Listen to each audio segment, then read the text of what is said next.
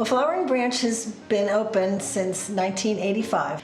It was in a little house that was really rather dilapidated, and we spent the first 15 or so years there, and then in 1999 moved to this wonderful new Flowering Branch location. We have 6 beds for girls and 6 beds for boys, each in an individual room, and then we have a 13th room for a 7th of either one of those. Well, the kids who come here may be runaway or homeless. They may also be, and more likely are, in the custody of the state. They're children who've been removed from their parents for whatever reasons, sometimes for drug reasons, sometimes for serious neglect, sometimes because they're just not safe in the home that they had come from.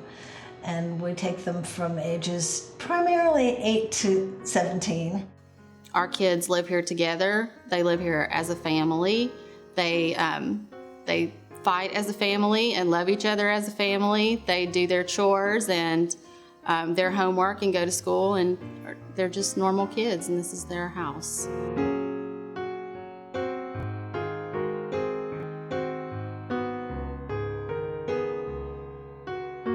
Thanksgiving is a special time here at Flowering Branch. It's a time when kids may feel extra loss because they're not with their families.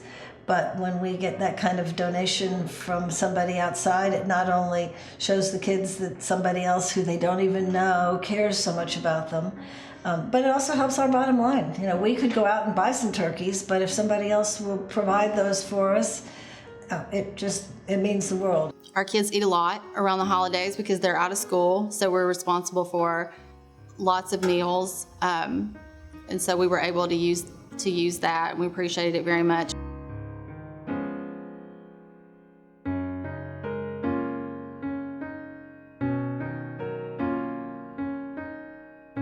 Christmas is a lovely time around here. It is chaotic because there's shopping to be done for 13 different kids, and each with their own list of things that they want and need, and it's marvelous that you all can help us do that.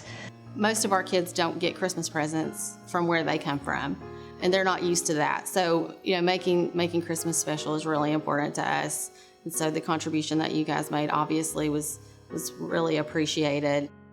And we're so happy that folks like the Children's Restoration Network can help us to get those things so that the children know that they're cared about, and they know that somebody cared enough to read their list and try to get that for them. One of the young ladies this past year wanted tickets to Dr. Phil, and we couldn't offer that. Nobody came through with tickets and airfare to Dr. Phil, but they dream big. They dream big just the same way as all of our other children do.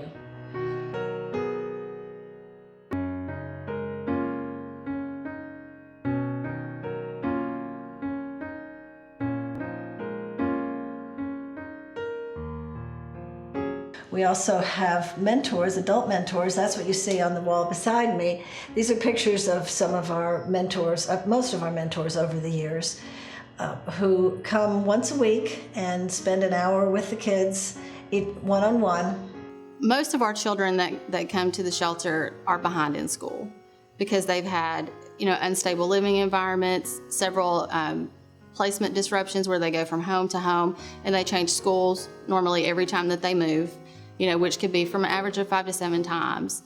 So having somebody come in and just spend that one-on-one time with them is very helpful in helping us keep up with their homework. I mean, we have 13 kids, you know, and they all have their own requirements. It's difficult for us to manage all that, so it's very helpful for us to have community volunteers to help with that.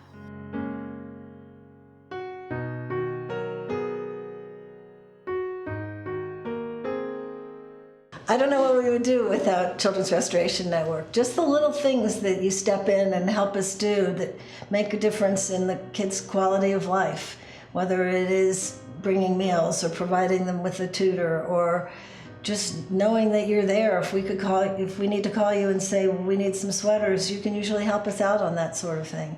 And it means a great deal to us. Thank you.